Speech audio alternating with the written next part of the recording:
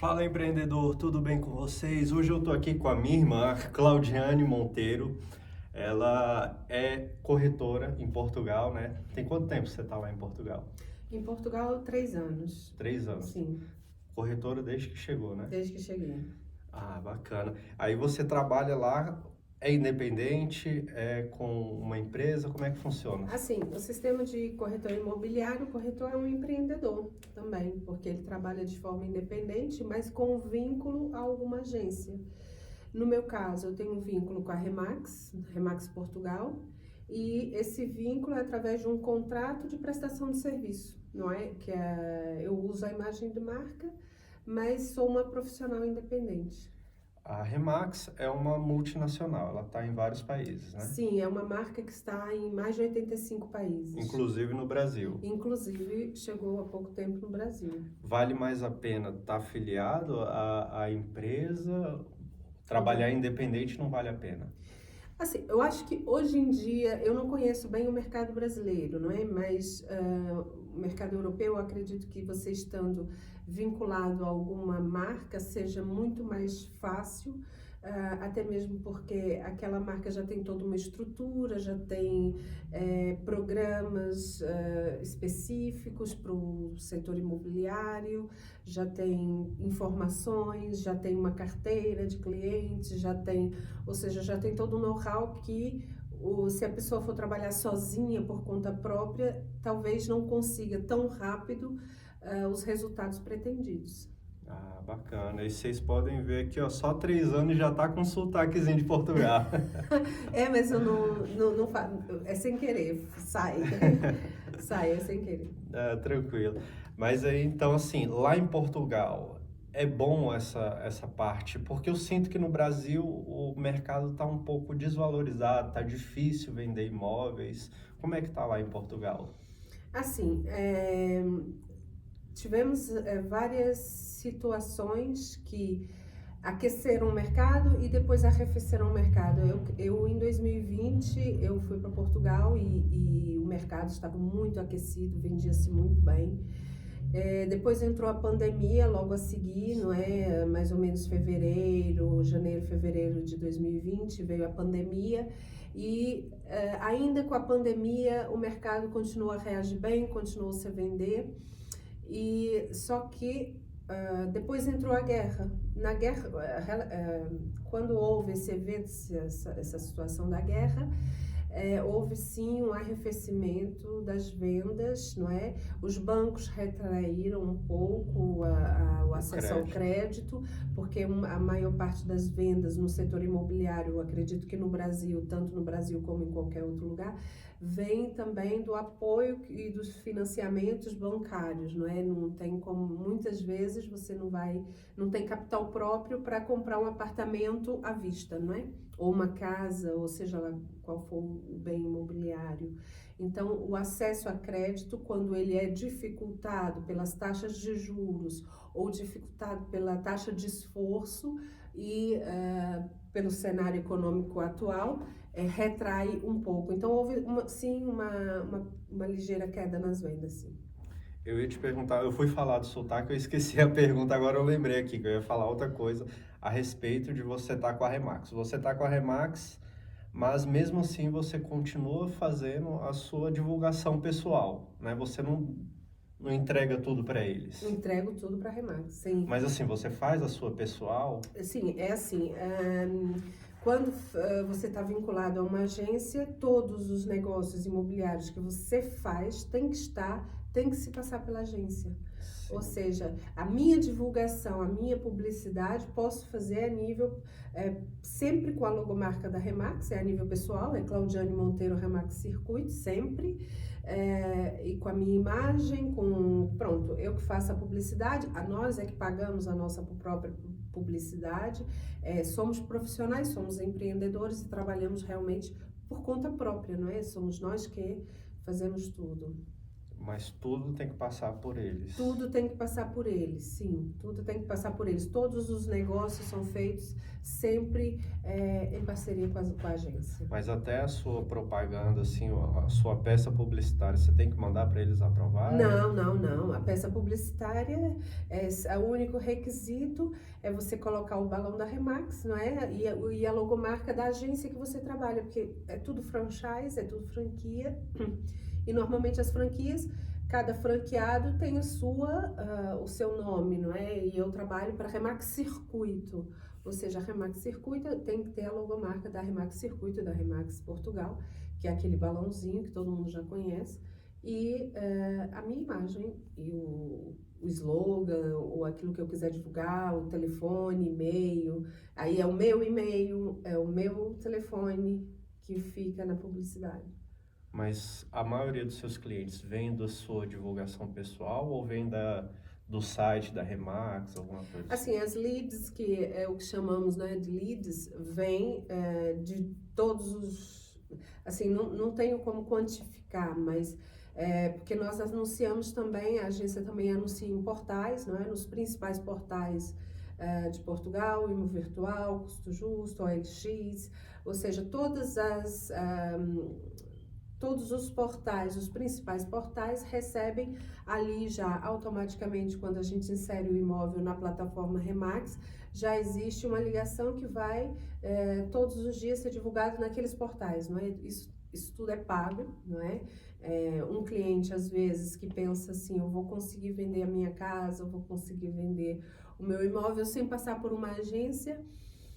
Às vezes não é bem assim, porque todos os dias há um trabalho envolvido para renovar os anúncios, para fazer os anúncios terem mais destaques, para uma divulgação maior. E nós na Remax investimos muito em publicidade.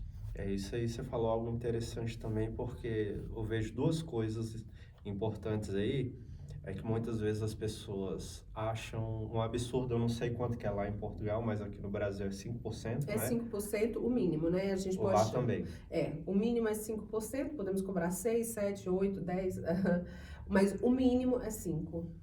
Então, e aí às vezes 5% de, sei lá, aqui no Brasil, um imóvel de 300 mil, né?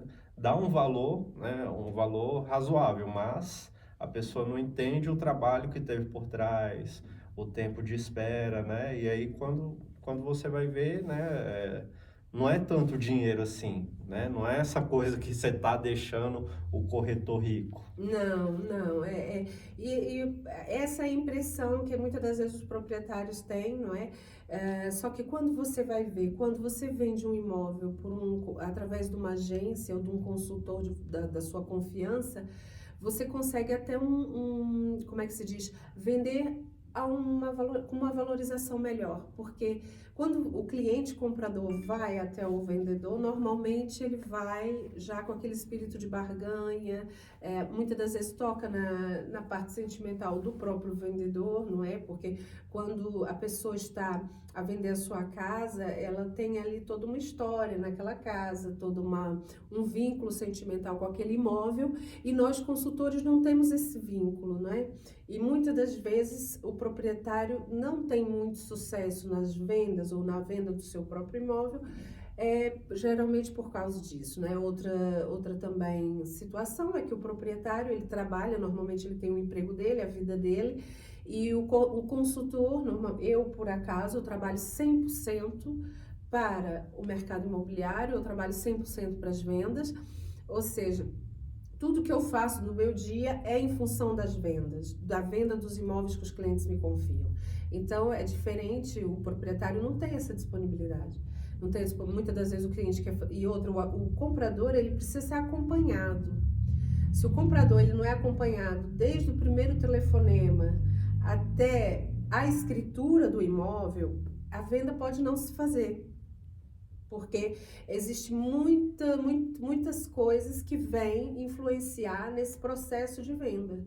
O comprador, quando ele telefona, ele está interessado, ou recebemos uma lead, ou recebemos um e-mail interessado em algum imóvel, existe toda uma qualificação. A gente tem que qualificar o cliente, tem que ver se ele precisa se ele tem acesso a crédito, se não tem acesso a crédito, se tem dinheiro para pagar à vista, pronto ou não. Tudo isso o consultor experiente faz logo no primeiro contato telefônico e depois marcamos a visita para não estarmos a levar no imóvel do cliente pessoas que não têm qualificação, que não vão adquirir aquele imóvel ou que não têm poder de compra. E não quer dizer que a primeira visita vá comprar, mas aquela visita estava qualificada para comprar. Não comprou porque não gostou, não comprou porque talvez não era bem o que ela queria, mas nós tentamos ao máximo fazer com que essa qualificação direcione esse cliente para o imóvel que corresponde à sua procura. E aí o proprietário do imóvel fica aí perdendo tempo, né? Perde muito todas tempo. Essas coisas. E muita frustração também, não é? Porque eu acredito que o proprietário chega a um ponto que fica frustrado quando ele abre a porta da casa dele para muita gente e sempre com visitas e não dá em negócios, não é? E sem contar que muitas das vezes existe aquela coisa apalavrada, eu vou ficar com o seu imóvel, olha, reserva para mim, guarda para mim, que eu vou resolver uma situação e daqui a um mês eu venho comprar o seu imóvel. E o proprietário acredita naquilo e fica à espera daquele cliente que falou que ia comprar, sem que não houve o pagamento de uma reserva, porque toda transação imobiliária tem que ter o pagamento de uma reserva, se a pessoa quer que o imóvel fique reservado. E nós na agência trabalhamos assim. Muitas das vezes o proprietário não, ele trabalha na base da confiança, ele deixa, não, tudo bem, é assim, vamos... E nós, como trabalhamos mesmo numa linha profissional muito coerente, não é? Não aceitamos palavra, tem que ser tudo documentado, tudo bem direitinho, pagamento de reserva, se é um contrato de promessa, compra e venda, também com pagamento garantido, não é? Que no caso de Portugal é o cheque bancário ou transferência bancária, e tudo isso, o contrato só tem efeito a partir do momento que há o recebimento efetivo daquele valor. E muitas das vezes, se é o cliente comprador diretamente com o proprietário, esses cuidados não se têm, não é? E esse valor aí da reserva, o que acontece se o cliente decidir não ficar com o imóvel? Existem várias situações, por exemplo, tudo tem que ser documentado. Numa reserva, existe reserva que, por exemplo, se você está comprando um apartamento, que está reservando um apartamento que ainda não foi finalizado, não terminou de construir. Então, você pode ter ali naquela reserva, o ideal para garantir realmente, no caso de Portugal, do mercado português, é você fazer um contrato de promessa. A reserva, ela é um pouco frágil no sentido documental e judicial, não é? Mas o contrato de promessa, se ele é registrado, e se há o reconhecimento das assinaturas, ele tem o poder de quase uma escritura, não é? Então, você deu um sinal e o vendedor não cumpriu com alguma das cláusulas contratuais, você tem o direito a receber o sinal e em alguns casos, o sinal em dobro. O sinal em dobro. E se o comprador desistir, ele tem que pagar, ele perde o sinal. Ele simplesmente 100%. perde o sinal, 100% do sinal. E se for o vendedor que, por algum motivo, desistir da venda ou quebra de contrato por parte do vendedor, ele tem que devolver 2 vezes o valor do sinal para o cliente comprador. Caramba, então não vale a pena, né? Não, por isso que assim, eu acredito que aqui no Brasil também se trabalhe da mesma forma.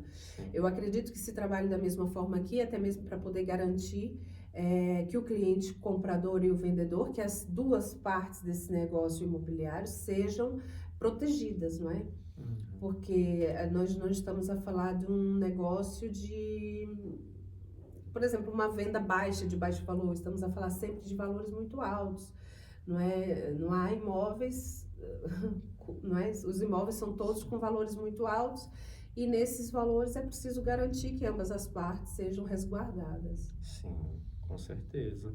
E lá em Portugal, quanto é que está custando o metro quadrado de um imóvel? Depende por zonas. Aqui se falam estados, não é? O estado de Minas, o estado de São Paulo, o estado do Rio, o estado de Brasília, não é? Distrito Federal.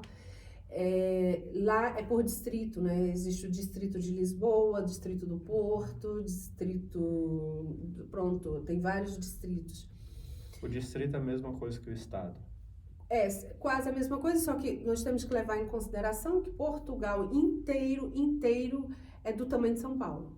Uhum. Então, a gente não pode comparar, não é? Brasil com Portugal é quase impossível de haver comparação, porque em termos de densidade demográfica é muito menor. Em Portugal tem a densidade demográfica de São Paulo, em termos territoriais acredito que seja até menor que São Paulo, do mesmo tamanho que São Paulo, então não podemos comparar. Mas, por exemplo, o distrito de Lisboa os preços são os preços maiores do mercado, porque Lisboa é uma das capitais, não é, mais bonitas da Europa, não é? Já ganhou alguns prêmios. E todas as capitais europeias não podemos nem sequer falar do preço do metro quadrado ou comparar o preço do metro quadrado de Lisboa com o restante de Portugal, porque não tem nada a ver, é uma disparidade, né? Depois temos o Porto, que é o segundo distrito talvez mais valorizado. O Algarve também é muito valorizado pelo turismo, né? Porque tem praia, uma zona de praias do sul. Mas varia muito, o metro quadrado varia muito, pode chegar a 10 mil euros o metro quadrado, imóveis antigos, imóveis usados muitas das vezes, porque Lisboa é uma cidade mesmo milenar, não é? Não tem nem comparação com Brasília ou com qualquer outro, né? O Brasil tem só 500 anos. A história da... Então, e depois tem o Porto também, que tem um preço do metro quadrado que varia muito também, de imóveis usados, imóveis novos, varia. Eu estou no distrito de Vila Real, que é um distrito da zona do Douro Vinheteiro, não é? Aquela zona que é no norte de Portugal. E que nós trabalhamos também muito com a venda de quintas também para empresários, inclusive há muitos brasileiros. Venda de quintas? Quintas que é... Explica aí, que a gente não entendeu aqui. Quintas,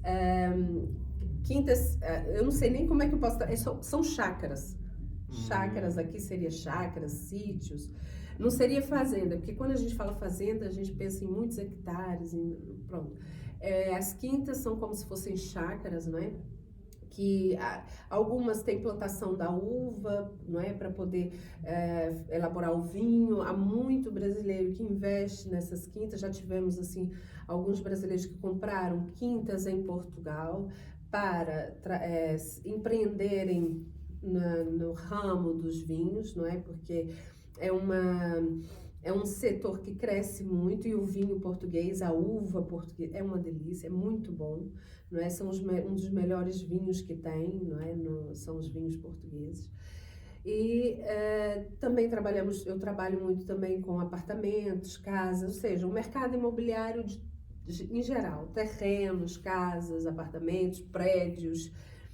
Precisamos muito de investidores que comprem prédios e invistam, porque atualmente há uma crise na parte dos arrendamentos, dos aluguéis. Não há imóveis para alugar, há muita procura e pouquíssima oferta. Por isso, eu particularmente não trabalho com aluguéis, eu trabalho mesmo só com vendas, porque como não há oferta, não adianta trabalhar com aluguéis. Uma oferta, não tem gente oferecendo o apartamento ou não tem Não tem gente gente querendo oferecendo o apartamento, porque há uma fila enorme, uma fila imensa de gente querendo alugar. É uma realidade que eu acredito que deve haver alguma ajuda do governo para que isso possa mudar, não é? Porque politicamente ouve-se falar de algumas medidas de tentar mitigar essa situação da crise dos arrendamentos em Portugal. E essa crise também vem por causa da imigração, não é? Muitos brasileiros indo para lá e acabou que subiu muito o valor dos imóveis porque as pessoas arrendam a qualquer preço e os proprietários, claro, vão arrendar para aqueles que pagam mais, não é? Sim. Aqueles que pagam mais. E muitas das vezes a pessoa no desespero acaba pegando um apartamento por valores que super ultrapassam o valor até mesmo do salário mínimo. O salário mínimo é entre 700, eu acho que eu não estou muito bem atualizada relativamente ao salário mínimo, mas 700 euros mais ou menos. E arrendamentos de apartamento 3 quartos, por exemplo, no distrito de Vila Real, pode chegar a 800, 900 euros. E se for em Lisboa, Porto, ultrapassa os 1.500, 2.000 euros por mês. Então, devido a essa grande procura e não ter oferta, é que houve essa disparidade aí. Construção não está tendo, não? Construções novas, também devido à guerra, houve um aumento no preço do material de construção, não é? Porque a Ucrânia, aquela guerra entre a Ucrânia e a Rússia, houve aí realmente disparou o preço dos materiais de construção, parece que agora voltou a descer, porque houve realmente um período que estava quase impossível, o preço do ferro, tudo que era cerâmica, houve assim um aumento muito grande. O preço do metro quadrado de construção também aumentou devido a isso. E como houve uma retração também do acesso ao crédito, ficou realmente difícil para as construções novas. Sim, aqui no Brasil também eu tô vendo, né, que tá um tanto difícil, porque muitas vezes você quer construir 100 mil reais, às vezes você constrói um negocinho assim com banheiro, quarto, um negocinho muito pequeno. Sim. Na hora de vender você não consegue o valor que você gastou. Que você gastou. É assim, Dudu, eu chamo ele de Dudu porque é meu irmão. Os outros também chamam de Dudu? Não, aqui cada um chama de um jeito. Ah, tá. Eu não consegui criar uma imagem ainda na internet. Tá bem, então vamos lá. É assim, o preço da construção, ele é o mesmo se você construir na Ceilândia, se você construir no plano piloto. Sim. O preço da construção é o mesmo. O que muda é a valorização da localização, ou seja, do terreno. É óbvio que se você construir e gastar 500 mil construindo só da construção na Ceilândia, você não vai ter o mesmo valorização, você não vai conseguir vender por 500 mil depois. Mas se você gastar 500 mil só construindo um terreno numa zona mais valorizada, como a zona do plano piloto ou outras zonas adjacentes ao plano piloto, ali você tem uma valorização, você consegue vender por 1 milhão, 1,5 milhão, 1,2 milhão, 1,4 milhão. Então, o que muda é a localização. E por isso que é difícil. Claro que o preço do terreno também é outro, não é? Sim. O valor do terreno não é o mesmo. Às vezes você paga só pelo pedaço do chão e depois você vai ter que construir, né? Então Exato. tem o valor do terreno e tem o valor... Quando você vai vender, você tem que colocar tudo isso em conta, não é? Que você gastou 500 mil para construir, mas o seu terreno custou 800 mil. Então aí você tem que colocar também um lucro qualquer, uma comissão qualquer para você ou para o vendedor. E isso...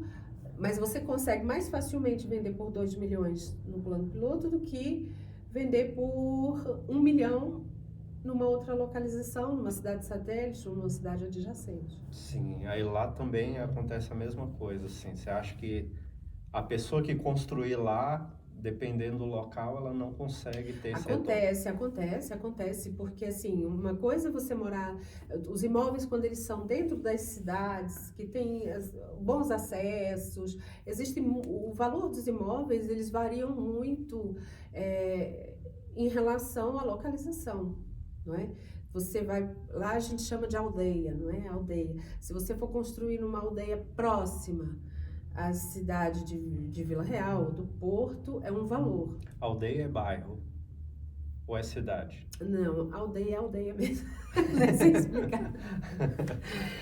É porque, assim, existe uma diferença tão grande do Brasil para Portugal. As pessoas pensam que é muito parecido, mas não é. É muito diferente. É difícil relacionar, né? É difícil relacionar, é difícil comparar.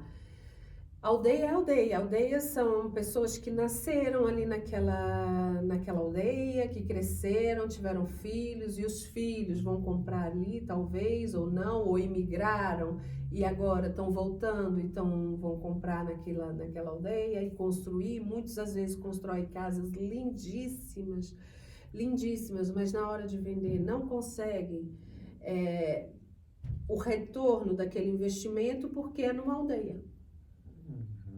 Mas o que é a vantagem de Portugal, que eu vejo conhecendo o Brasil e conhecendo Portugal, é porque é a tranquilidade, o sossego, a paz e, sobretudo, os índices de violência são muito, muito, muito baixos, assim, quase próximos de zero, de violência, de crime, de assassinato, de violência urbana, não é? Porque quando há algum tipo de alguma história no jornal, é sempre uma coisa mais passional, não tem nada a ver, não é aquela violência urbana, não existe essa violência urbana.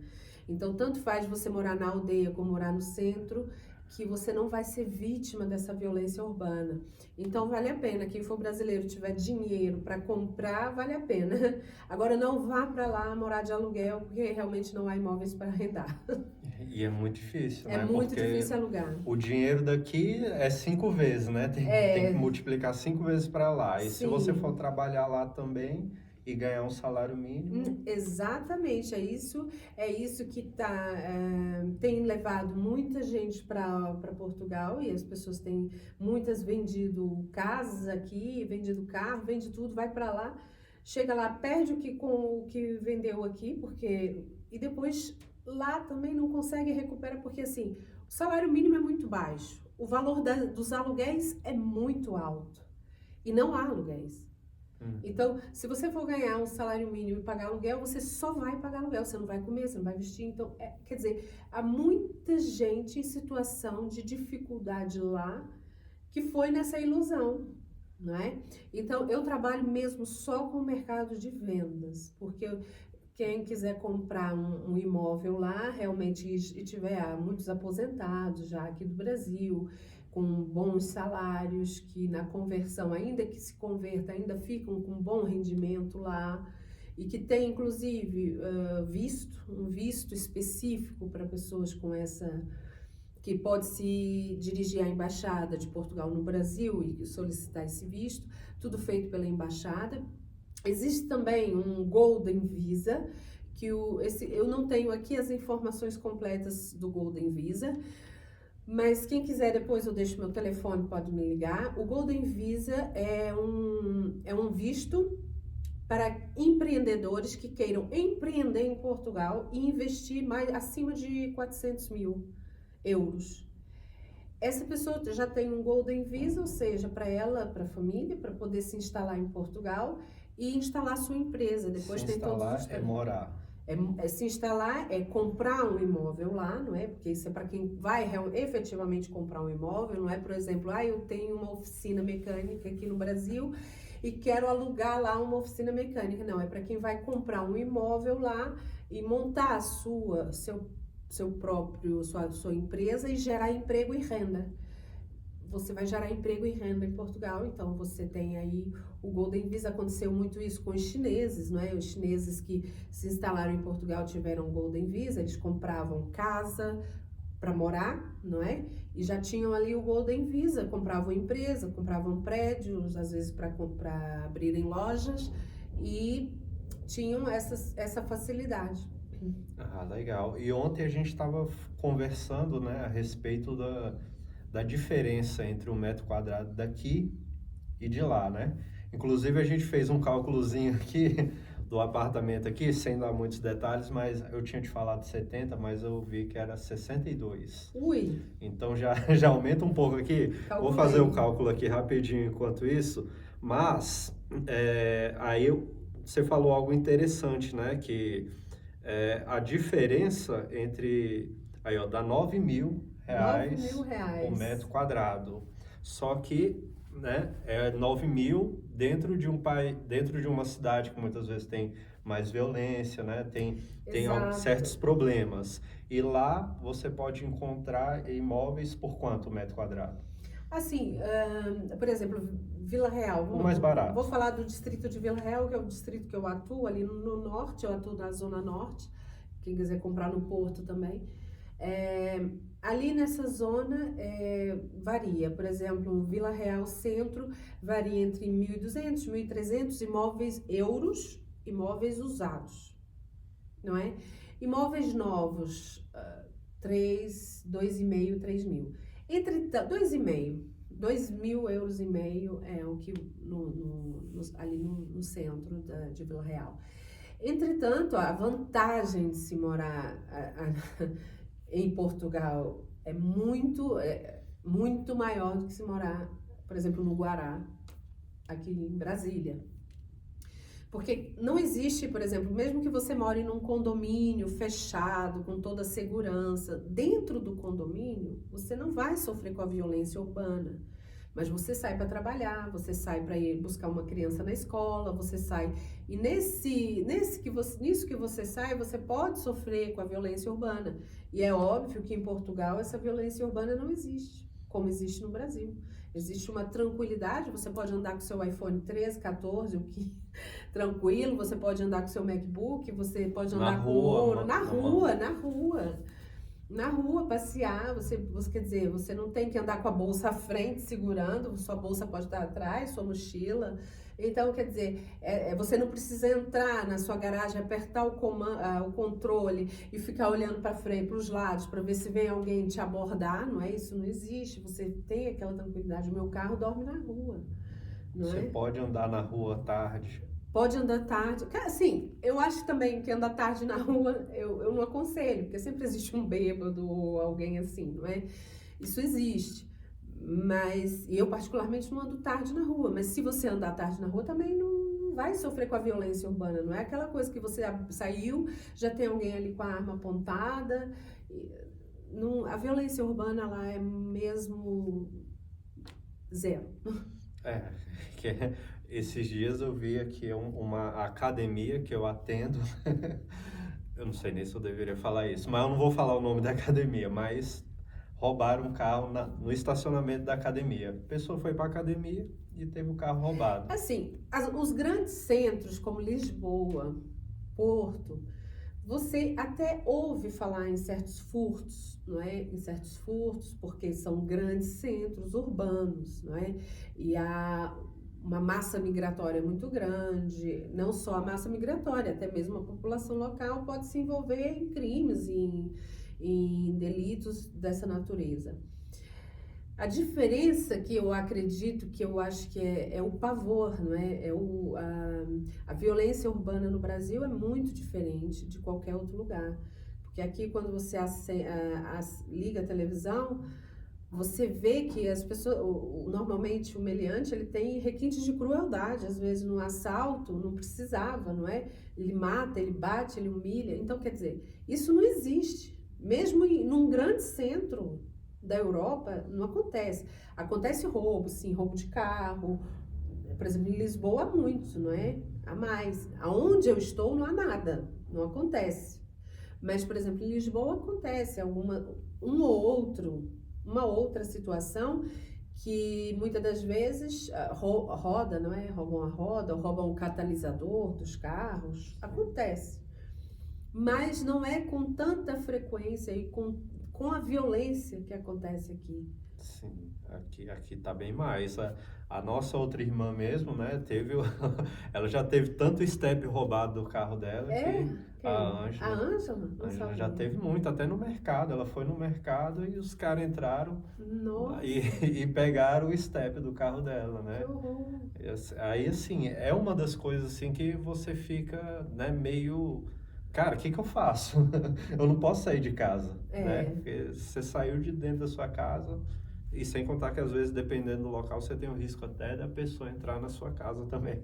Eu digo, mesmo que a pessoa vá morar no setor noroeste, ou no Lago Sul, ou ou no Parkway, são as zonas mais nobres, não é? As mais nobres aqui de Brasília, Sudoeste. A pessoa está morando ali, ela, naquele cantinho ali, ela está tranquila. Mas ela vai sair daquele cantinho, ela vai ao shopping, ela vai não é? Ela vai ela tem que sair. E nessa de sair é que existe e ocorre, em alguns casos, uma violência urbana que é gratuita. Sim. É uma violência urbana gratuita também.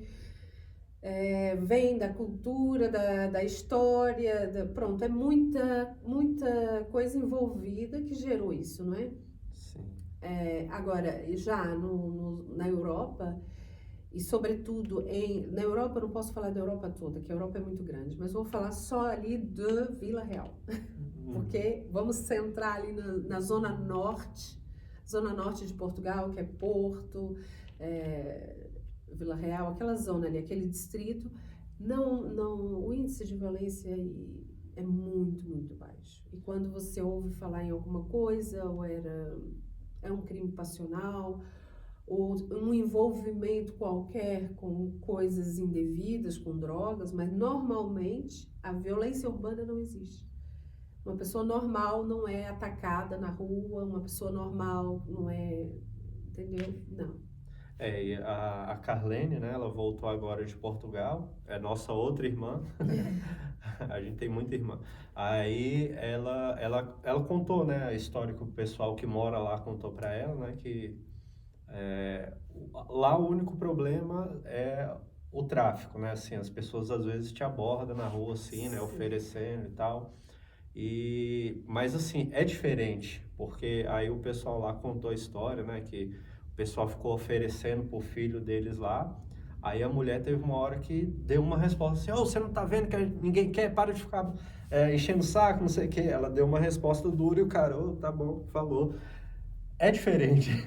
Se fosse aqui um traficante daqui do Brasil, você não pode falar assim pra ele, porque não, ele vai... Assim, isso é Lisboa, não é? Lisboa é como eu falei, Lisboa tem todos os problemas de uma grande cidade, é como se fosse uma metrópole, vamos dizer assim, como se fosse...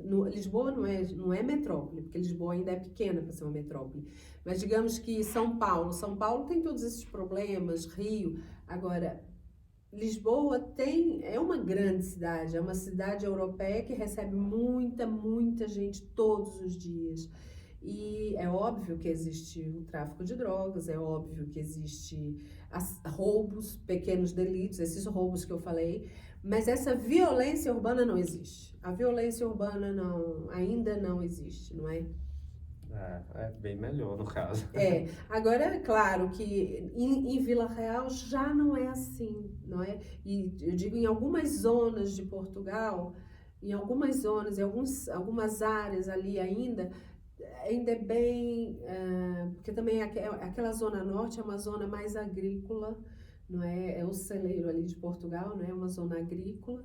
E por isso não há tanto interesse, porque não há um desenvolvimento para essas coisas como Lisboa realmente tem tudo que uma cidade tem, não é? E acaba gerando essas coisas. Aí no caso, é porque assim, para mim eu não tenho uma noção exata. Você falou que Portugal é do tamanho de São Paulo, né? Não é, Portugal. Assim, mais ou menos o tamanho de São Paulo. Sim. Mas aqui, eu acho que Brasília é 1/3, sei lá, 1/4 de São Paulo, né? Então eu não tenho muito essa noção, porque aqui em Brasília eu posso sair daqui do Guará, ir lá pro Plano, vou para Samambaia, é um pouco, não é tão distante, né? Mas e aí no caso, lá na Vila Real, se aparecer clientes de outros distritos lá, né? Você também pegaria? É vantajoso para você? É vantajoso sim. Eu pego sempre ali no distrito do Porto, Braga, Bragança, Vila Real, aquela zona norte ali, eu posso pegar imóveis naquela zona tranquilamente, todo o distrito de Vila Real, sem problema algum. Agora é óbvio que Lisboa, Algarve já é uma distância, por exemplo, do distrito do Porto, Vila Real, Braga, Bragança, aquela zona ali. Para Lisboa já é 400 quilômetros em média, Algarve já é entre 800 a 1.200, dependendo do lugar, então não vale a pena. Mas aquela zona ali, Porto, Braga, Bragança, Vila Real, eu atuo sem problema algum. Ah, bacana. Então, vamos passar aí as suas redes sociais. Infelizmente, nós já vamos ter que terminar aqui, gente. Mas aí passa as suas redes sociais. Tem um povo mínimo lá de Portugal, mas vai que também algum brasileiro quer ir para lá, né? Quer te Sobretudo conhecer. brasileiro, investidor que queira comprar uma quinta ou comprar apartamentos ou comprar tudo que se planta lá dá também. Porque atualmente o mercado imobiliário lá está mesmo a precisar de investidores, porque tem muita procura, não é? Tudo que se planta lá dá, mas o que é melhor para investir em questão? É melhor fazer uma plantação de uva? Depende, se a pessoa se ela já tem conhecimento na área do vinho, não é? Uhum. Se é uma pessoa que já tem esse conhecimento, já empreende nisso, vale a pena comprar uma quinta e plantar já com videiras e vale a pena. Mas se quiser alface também dá certo. Se quiser também dá certo, mas assim, o ideal se você já é empreendedor da parte dos vinhos, porque o forte ali daquela zona realmente como se chama Zona do Douro Vinhateiro, é realmente uma zona espetacular, muito linda, as uvas são das melhores qualidades, então se você é um empreendedor, um investidor e quer investir na parte dos vinhos, não hesite em me contactar. Meu telefone é 351, que é o indicativo português, 932-498-119. Esse é meu telefone, pode me ligar. Isso. Passar o WhatsApp também, eu respondo ao WhatsApp. E-mail claudiane.monteiro@remax.pt. E as redes sociais Facebook, Instagram, Claudiane Monteiro, Remax Circuito. Normalmente é assim. Os dois têm o mesmo nome. Claudiane Monteiro, Remax Circuito. Então, eu fico à disposição. Temos inúmeros imóveis também, se a pessoa já é da parte da construção e quiser investir em construções novas, temos terrenos, prédios antigos para serem restaurados, temos apartamentos, casas, ou seja, de acordo com o que você tiver interesse em investir. Show de bola. Então, muito obrigado, Claudiane, por essa entrevista. Nada. Espero que vocês acompanhem, se inscrevam no canal, deixem o like, beleza, galera? É isso aí, até mais. Tchau. Tchau.